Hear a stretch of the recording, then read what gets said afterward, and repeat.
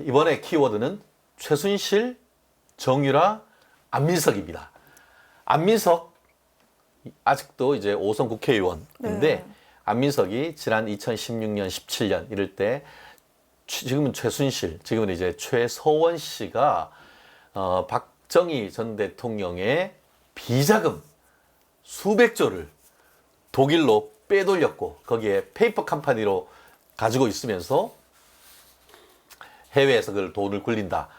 그리고 그런 내용을 독일 검찰로부터 직접 확인했다라는 얘기를 언론에다가 술술술술 했단 말이에요. 그것을 최소원 씨의 딸 정유라 씨가 허위사실 적시에 의한 명예훼손으로 고소했는데 이게 재판에 넘겨졌어요. 네. 그리고 어제 첫 재판이 이루어졌는데 이 첫 재판에서 안민석이 나 그거 그 말 했는 건 맞지만 공익적 목적을 해서 했는 게 때문에 무죄다라고 얘기를 했습니다. 이거 도대체 어떻게 봐야 됩니까?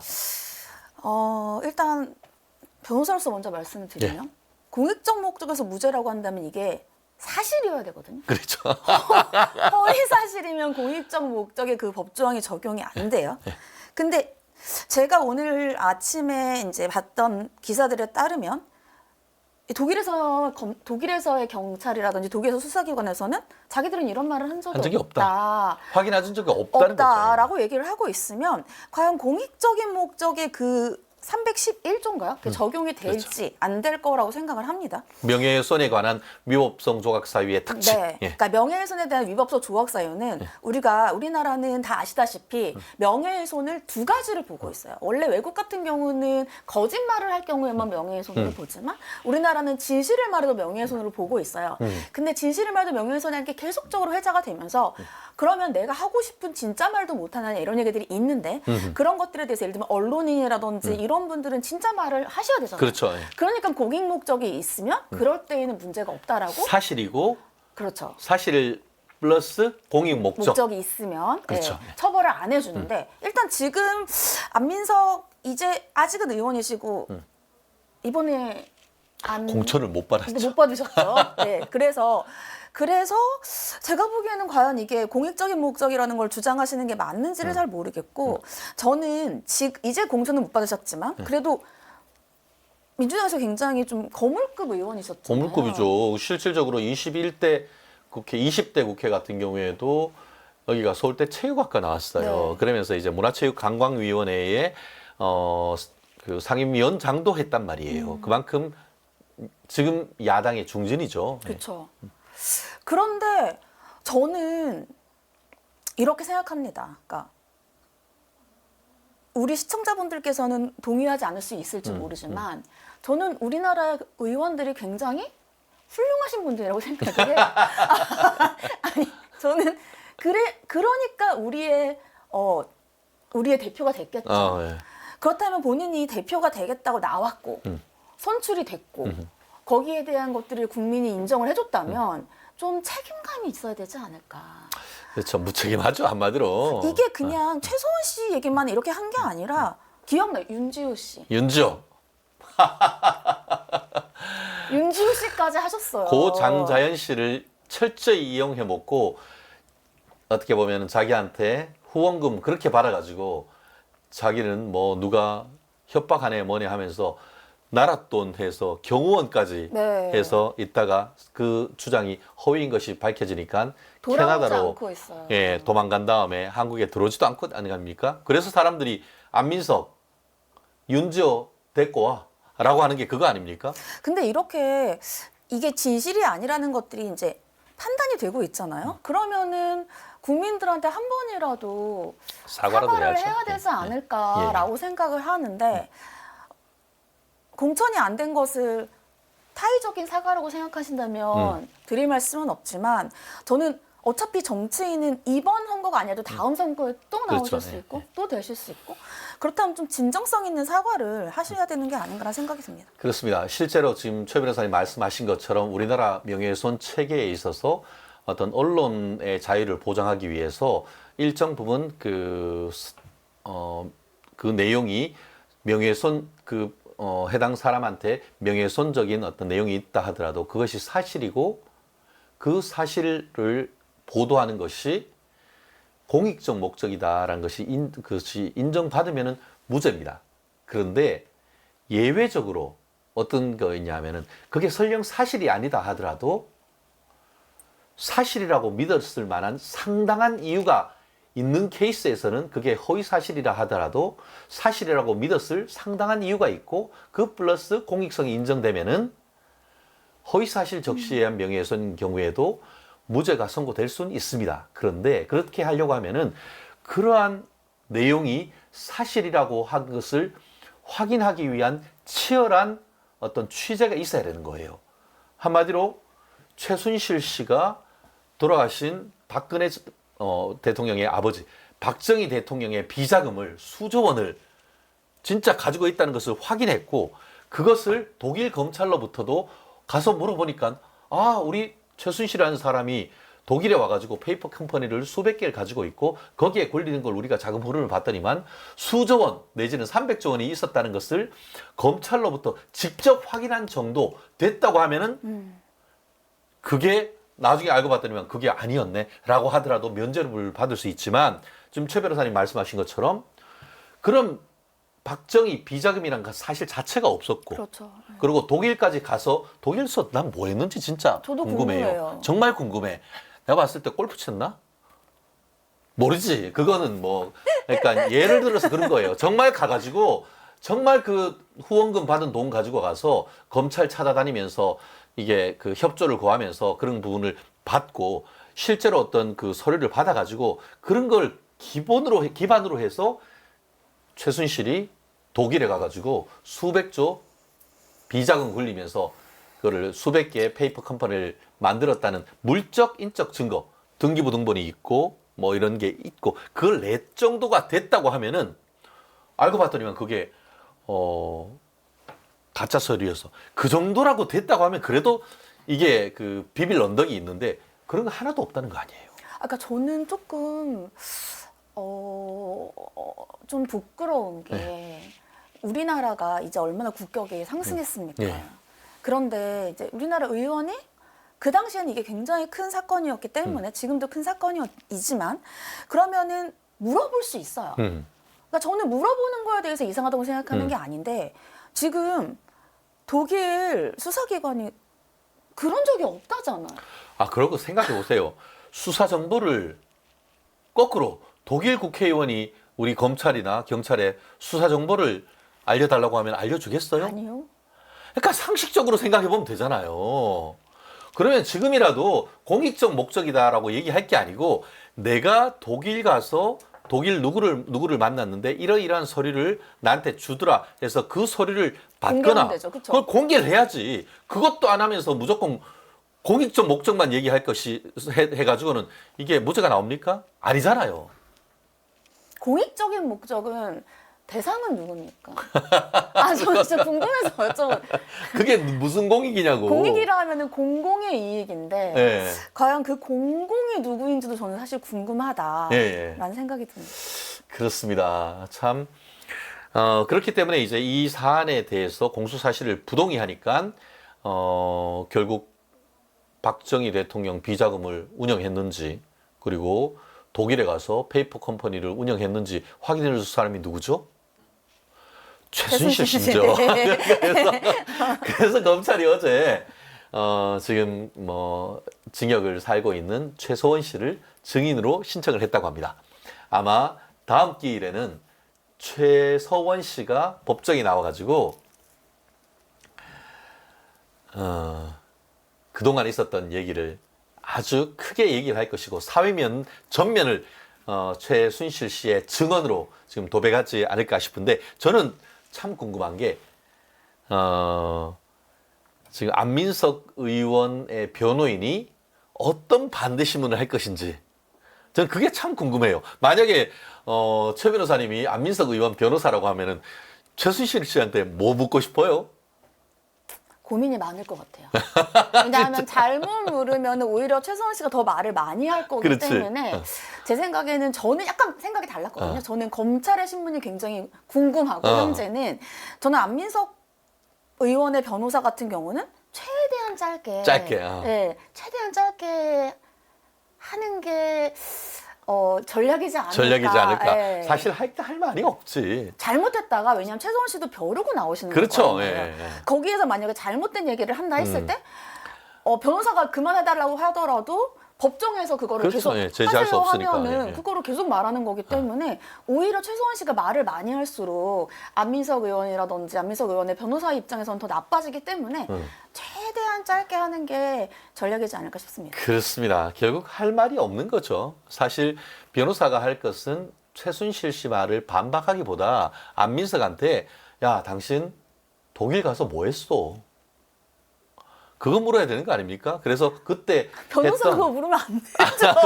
아니 내부적으로 상담할 내부적으로, 때 내부적으로 상담할 때 그렇기 때문에 아마 피고인 신문은 할지 모르겠어요. 변호사로서 안민석의 어떤 그 변명을 할 수 있는 기회로서 피고인 신문 저는 좀 피고인 신문 그리고 최후 안민석 의원의 최후 법정 진술을 좀 듣고 싶은데 정말 사실이 아니다라고 한다고 하면은 최 변호사님 말씀처럼 국민 앞에 사과하고 그게 내가 사실과는 다르게 얘기했지만 그 당시에 촛불이나 이런 상황 속에서 제가 부득이 쇼했습니다 라고 하면서 선처를 구하는 그렇게 한다고 하면은 그래도 선처가 될까? 그러니까 이게 참 그러니까 연예인과 정치인의 그런 거는 비슷한 것 같아요. 네. 그러니까 계속해서 관심을 받아야 언론에 노출이 되고 그렇죠. 예. 언론에 노출이 돼야지 유명해지고 그렇죠. 유명해져야 해줘야 재선의 가능성이 높아지는 그렇죠. 거겠죠. 그래서 그런 것 때문에 어쩔 수 없었다고 차라리 솔직히 예, 얘기를 그렇게, 하면 예.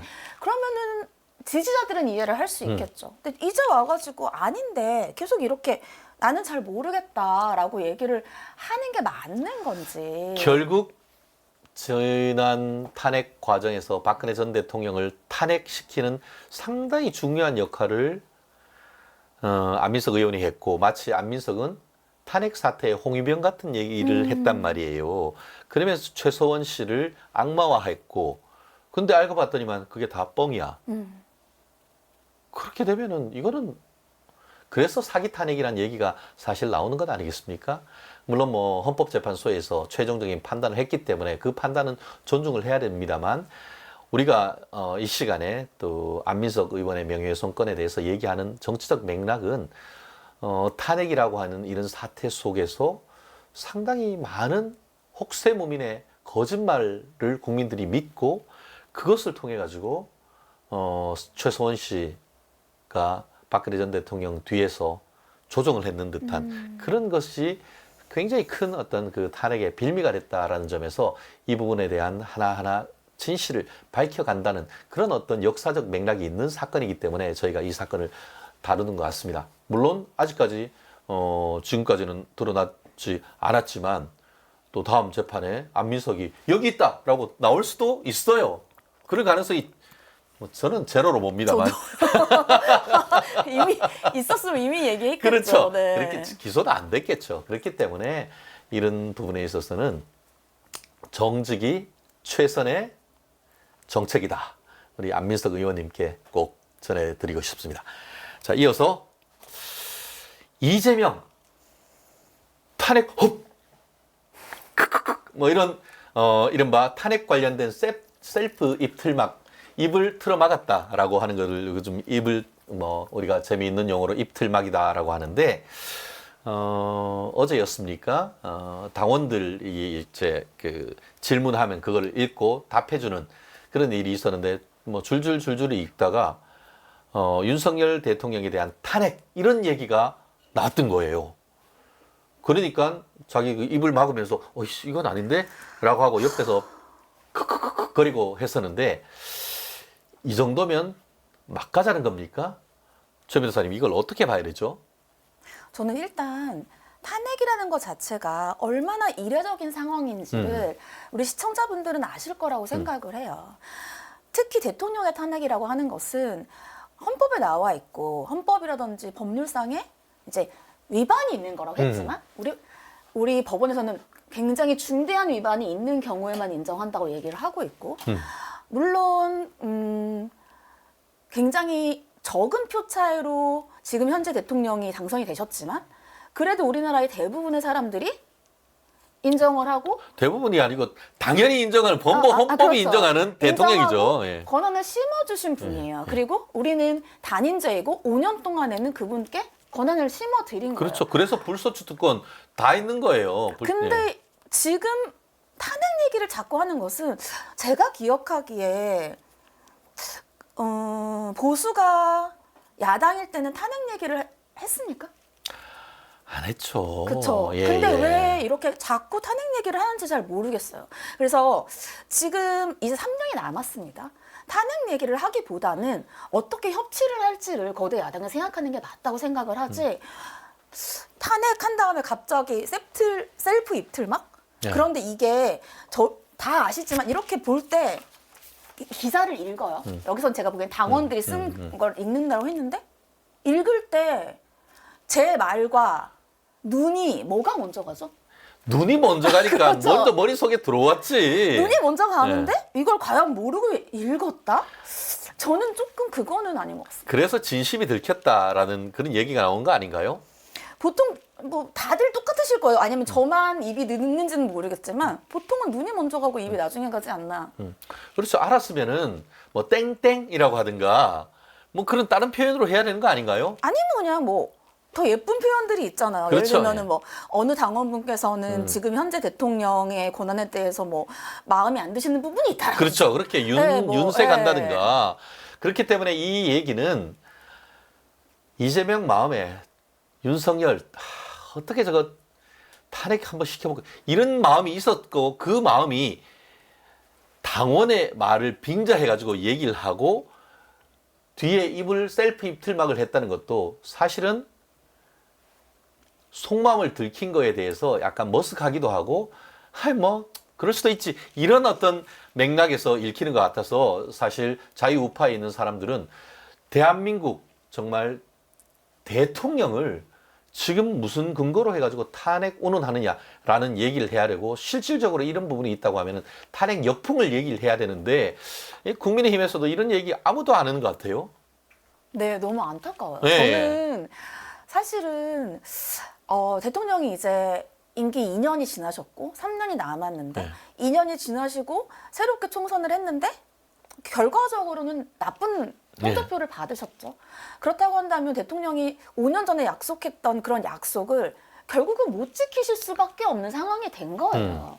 근데 대통령께서도 대통령이 되면서 이제 국민들한테 약속한 걸 지키시고 싶을 공약을 거 아니에요. 지켜야죠. 네, 근데 그게 안 되는 것이 지금 과연 탄핵에 어떠한 법적인 근거도 없고 이때까지 협치를 해주지 않았던 거대 야당의 문제도 저는 솔직히 있다고 생각을 그렇죠. 하거든요. 입법 독재죠. 아까 항상 제가 얘기하듯이 왜 우리가 지난 그 총선에서 한동훈 비대위원장이 2조 심판론과 거야 심판론을 얘기를 했냐면은 헌법적 맥락은 그런 겁니다. 대한민국 헌법은 대통령제를 얘기를 하고 있잖아요. 그렇죠. 그래서 대통령에게 행정부에 실권을 주도록 돼 있는데 지금은 어때요? 이게 대통령제예요? 의원 내각제 아니에요. 다수당의 당수가 수상이 돼가지고 실질적으로 나라를 이끌어가는. 그래서 뭐 대통령이 뭘 하려고 해도 다 비토를 넣어가지고 법을 개정해가지고 하려고 해도 할 수 있는 게 하나도 없잖아요. 그런 어떤 입법 독주에 대한 심판하자는 것은 헌법을 공부했는 사람이라고 하면 누구나 제기할 수 있는 그런 전략 아닌가요? 그렇죠. 그거를 잘못됐다고 한다는 것 자체가 저는 사실 법조인으로서 납득이 하기가 좀 어렵거든요. 그런데 지금 윤 대통령이 무슨 탄핵을 당할 일을 뭘 했죠? 뭘 했습니까? 전 뭘 진짜 해요? 궁금해서 여쭤보는 거예요. 그러니까 저도 그 최 변호사님한테 좀 여쭤보고 싶어요. 왜 궁금해서 그런 단어가 여쭤보는 왜 나오죠? 헌법과 법률 중에서 잘못한 게 뭐가 있나? 있죠? 뭐가 있나? 전 진짜 궁금해서. 그러니까 이거는 완전히 당리당략적인 민주당의 어떤 그 전략이 아닌가. 그러니까 어떤 식으로 해서 뭐 최상병 특검이니 뭐 우리 김 여사님 특검이니 이런 것들도 결국은 탄핵으로 가기 위한 징검다리로 하려고 하는 정략적인 입법이 아니냐 이런 얘기가 나오는 것이 달리 그런 얘기가 나오는 게 아니거든요. 지금 그럴 근거가 하나도 없어요. 그러니까 필요한 것들은 해야죠. 예, 예. 그러니까 그런 것들을 뭐 우리 편이니까 하지 말고 그렇게는 저희는 하지 않죠. 네. 저희는 올바른 일들을 그렇죠. 하니까. 예. 근데 그런 게 아니라 필요 없는 것들을 이제 정치 공략화해서 현재 정부가 일을 못하게 하는 것은 그것은 정말 정치적인 명분이 없는 싸움이다라고 생각을 하고 있고 거대 야당이 됐어요. 그러면 거대 야당이 됐으면 지금 거대 야당이 된 이 대표가 이재명 대표잖아요. 그랬으면 더욱더 이 나라가 잘 돌아가도록 협치를 해줘야 되는데 지금 벌써 시작하자마자 조국 당선자라든지 이재명 조국 대표 당선자. 같은 경우에는 다 이런 식으로 지금 그렇죠. 얘기를 하고 3년도 있으니까. 길다는 건 이런 네. 개소리 나오고 말이야. 예. 그래서 그런 것들 때문에 조금 문제가 있는 것 같습니다. 그럼 네. 과연 우리가 항상 그 얘기를 하잖아요. 날개는 좌와 우가 있다. 같이 가야 된다라고 얘기를 하는데 한쪽이 아예 없으면 대통령이 아무리 열심히 노력을 해도 이 나라는 굴러가지 않습니다. 그렇습니다. 네. 예. 그래요. 지금 뭐 댓글에 페페님, 최단비 변호사님 처음 뵙는데 목소리가 너무 이쁩니다. 라고 하고 있고 또 영님, 탄핵 사유 아무도 모름. 사실 죄명이도 모름. 이렇게 재미있는 말씀해 주셨는데요. 그만큼 어떻게 보면 정치적인 또 자리다 보니까 대통령에 대한 지지율이 계속 낮아지는 과정 속에서 그걸 빌미로 해서 탄핵을 시도하는 이런 모습을 보이고 있습니다. 그렇기 때문에 자유우파 진영에 계시는 분들 정말 더 단합을 해야 됩니다. 지금 적점 분열 그럴 시간도 없고 그 자체도 사치다라는 얘기가 우리가 지금 총선 과정에서 한 것 같은데요. 우리가 민주당에서 그런 말 입에도 꺼내지 못하도록 해야 되는 건 아니겠습니까? 사실 그 결혼한 부부가 이혼이란 말 이까지 와도 얘기 안 꺼내는 거 아닙니까? 그 얘기를 꺼내면 그게 실현이 될 수도 있거든요. 그렇기 때문에 할 말이 있고 못할 말이 있는 겁니다. 그래서 제가 밑에 있는 것 이제 막 가자는 거냐라고 한 것이 바로 그 말입니다. 할 말이 있고 못할 말이 있다. 이재명 명심하시기 바랍니다. 아니 근데 탄핵 얘기하고 셀프 입틀막 하실 거면서 왜 자꾸 영수회담을 하자고 하시는지 잘 그러니까 모르겠어요. 협치하자 놓고는 그렇고 협치하자 놓고는 지들은 국회에 가가지고 지들 하고 싶은 대로 멋대로 다 해놓고는 무슨 행정에 있어서 협치를 하자는 거야. 이게 앞뒤 말이 안 맞잖아요. 협치는 이게 그렇죠. 쳐야 예. 되는 거예요. 근데 이건 지들 국회에서 지 마음대로 하면서 행정부만 협치하자고 하는 거는 그거는 서로 이게 기본이 안 된 거지 이게. 저도 그래요. 그렇게 이해가 안 갑니다. 그렇습니다. 그래요. 이번엔 그 야당 관련해서 야당의 자중질환이다라고 얘기를 해야 되나요? 조국 신당에서 조국이 이재명 당신 말씀하신 내용을 요즘 그 휴대폰이 요즘 그 AI가 있어가지고 제가 얘기한 말을 막 따라해요. 이재명 당신 윤석열 대통령 만나기 전에 나 좀 만나라고 하고 있어요. 만날 것 같습니까? 이재명이 조국을? 저는 물론 조국 대표가 조국 신당이라고 표현하시는 걸 싫어하시는 거 네, 같아요. 조국당. 네, 조국 네. 당에 굉장히 큰 결과를 가지고 간 건 맞다고 생각을 합니다. 그리고 거기에 대해서 그래도 국민의 어느 정도 대다수가 지지를 하고 있으니 그런 결과가 나왔겠죠. 그런 것들에 대해서 제가 부인하고 싶지는 않아요. 근데 저는 조국 당선자가 짝사랑을 하고 있다고 생각을 합니다. 착사랑인가 아니면 자기를 과대평가하는 건가? 네. 그래서 그 선거 내내에도 본인은 민주당 쪽 사람이라고 주장을 했지만 민주당은 그것을 차단을 했죠. 그렇죠. 조국당은 아니다. 조국당에 대해서 비례를 찍지 말아야 된다 이렇게 얘기를 했지만 결국은 민주당의 표가 나와서 조국당으로 간 거죠. 그렇다고 한다면 조국 대표는 과대평가를 본인이 할 수 있다고 생각을 해요. 근데 민주당이 조금 왜 이렇게 됐는지를 스스로 생각을 하고 그러니까 조국은 지금 의원이 아니잖아. 제가 보기엔 민주당에서 의원이 아니게 되실 분들이 더 많을 것 같아요.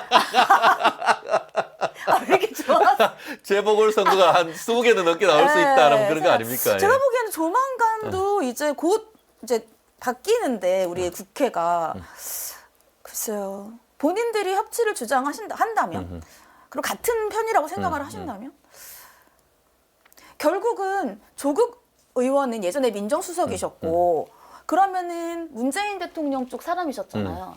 그럼 이런 얘기를 하는 것 자체가 이재명 대표와 문재인 전 대통령의 관계를 부정하는 얘기 아닌가요? 그렇죠. 결국 네. 그 민주당과 야권의 자중질환 제가 그렇게 얘기를 했는데 사실 지난 총선 과정에서는 민주당이 뭐 조국당 생각해서 지금은 원내 교섭단체 20석 가진 정당만 할 수 있지만 확 낮춰가지고 문턱을 낮춰서 10석만 돼도 이 정부 지원금 팍팍 주는 식으로 해서 하겠다라고 공약을 했다가 쉽게 말하면 생까고 있죠. 우리 그런 거 없어. 라고 얘기하고 있고, 이재명의 책사, 이재명의 형님이라고 할 수 있는 정성호 의원이 뭐라고 했습니까? 언론에. 지금 그 여야 영수회담 하기 전에 우리도 좀 만나도 네. 이렇게 하니까, 야, 당신 국회의원이야? 이런 취지로. 아니, 조국은 당선인이지 국회의원도 아닌데 지금 감나라 배나라 한다는 게 말이 되냐? 이렇게 지금 빡쳤다라고 지금 밖에 볼 수 없는 그런 상황이 됐단 말이에요. 사실 국민의힘 입장에서는 민주당이 한 175석, 여기 다 하면 이제 192석이 지금 되는데 어떻게 보면 그 향후 전국의 주도권은 민주당 자기들이 가지고 있지 잘못하면은 이게 이재명의 사법 리스크 이런 것들이 현실화될 경우에는 조국당으로 이게 막 정기 개편이 되지 않을까 그런 어떤 그 우려가 상당히 민주당에는 있잖아요. 그러다 보니까 자기들끼리도 이렇게 좀 조국에 대해서 야, 당신 의원 아니잖아. 이런 모습을 좀 보이는 것이 아닌가 싶은데 앞으로 지금 아까 말씀드린 것처럼 최 변호사님 말씀은 그래도 이게 윤 대통령 만나기 전에 만나야 된다라는 취지인 것 같은데 그건 어떻습니까? 조국 당선자를요? 그러니까 제 말씀은 네. 이재명이 조국 당선자를요? 조국을 지금 만나 달라는 거잖아요. 일단 저는 안 만날 것 같아요. 예. 네. 저도 같은 생각입니다. 그렇죠. 예. 왜냐하면 민주당이 이렇게 얘기하는 것 자체가 민주당의 초조함을 보여주고 있다고 생각을 합니다. 근데 저는 민주당이 초조할 필요가 없다고 생각하고요. 저는 민주당 쪽 사람은 아니지만 제가 민주당 쪽 사람이라면 저는 이렇게 초조하게 보이는 게 오히려 이상하다고 생각해요. 왜냐하면 조국 신당 같은 경우에는 비례석을 굉장히 많이 받았지만 비례예요. 비례. 지역구는 없단 하나도 말이에요. 없어. 예. 그러니까 민주당이 갖고 있는 것들은 지역구기 때문에 사실은 비례와 지역구는 조금 차이가 있잖아요. 그렇죠. 근데 왜 본인들이 이렇게 오히려 조국은 지금 의원이 아니잖아요. 이렇게 오히려 반박을 하면서 자신들의 초조함 속내를 드러내는지 그런 민주당이 이렇게 초조함 속내를 드러내지 않는 정도의 내공이 있다고 저는 생각을 하는데 오히려 이런 것들이 본인들에게 불리하지 않을까. 그러면 결국 조국 당선자를 안 만나도 조국 당선자는 점점 체급이 커져가고 있는 그렇죠. 거란 말이죠. 이런 얘기를 하는 순간 그래서 오히려 본인들의 것을 깎아먹는 것들이 아닌가라는 생각을 합니다. 그래요.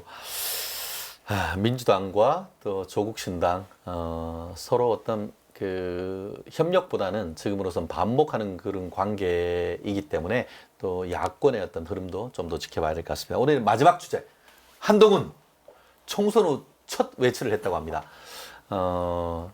비대위원들과 같이 식사 자리를 하면서 거기에서 이제 또 이런저런 얘기했던 후문이 나오고 있는데 오늘 조선일보 같은 경우에는 윤석열 대통령이 밥 먹자 하니까 그거는 어렵다라고 하고 또 비대위원하고는 같이 식사를 한 것을 이렇게 묘하게 대비하는 기사를 써놓은 것 같은데 최 변호사님은 윤석열 대통령과 한동훈 전 비대위원장의 식사 자리 조만간 이루어질 것이라고 예측하십니까? 이루어져야죠. 네, 저는 저희의 그런 안 좋은 성적표가 좀 이런 삐그덕거리면서 나왔다고 생각을 하거든요. 그렇다고 저는 정말 진짜로 용산과 국힘이 삐그덕거린다고 생각하진 않습니다. 저는 사실 정보는 없지만 그런데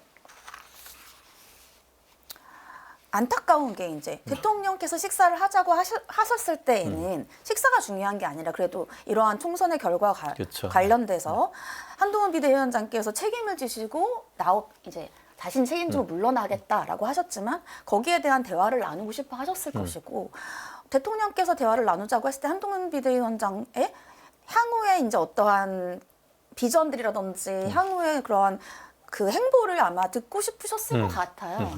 근데 진짜 몸이 안 좋으시대요. 아, 그건 맞아요. 네, 진짜 그렇대요. 아프시대요. 그래서 진짜 아프신 건데 검에도 불구하고 계속해서 말들이 나오잖아요. 왜 대통령이랑 밥을 안 먹었지? 근데 이제 비대위원들이랑 식사하는 것도 저는 당연하다고 생각합니다. 왜냐하면 비대위원들께서 계속해서 고생했으니까. 고생하셨고 네. 도와주셨고 같이 선거를 치렀으니까 그거는 했는데 막상 이렇게 되니까 이제 상대방 측에서 볼 때 그렇죠. 예. 사이가 나쁜 거 아니야? 그렇죠. 이런 말들이 계속 호사가들이 나오니까, 계속 얘기를 나오니까. 예, 차라리 그랬을 때는 대통령께, 그러니까 제 생각이에요. 대통령께 식사를 하자 했을 때 그럼 우리 비대위원들도 같이, 왜냐면 비대위원 중에서 많은 분들이 이번에 총선에서 비례로 당선이 되셨거든요. 그럼 어차피 같이 일하셔야 되는 분들이니까 같이 한번 식사하는 건 어떠셨을까라고 얘기를 해보시는 것도 나쁘지는 않았을 것 같아요. 근데 몸은 진짜 안 좋으시다고 합니다. 네. 그렇습니다. 뭐 어떻게 보면 그 용산에서 한동훈 비대위원장한테 이제 그 식사를 제안하는 과정도 사실 윤 대통령이 야 고생했잖아 밥 한번 먹자 이렇게 직접 얘기하셨으면은 참 어땠을까 하는 그런 그렇죠. 생각도 네. 있거든요. 물론 뭐 좀 한동훈 비대위원장이 소주라도 좀 드시는 분이면은 야 삼겹살에 소주나 한잔 하자. 그럼 저는 콜라만 마시는데요. 뭐 이럴 건 아닐 거 아니에요. 그렇죠.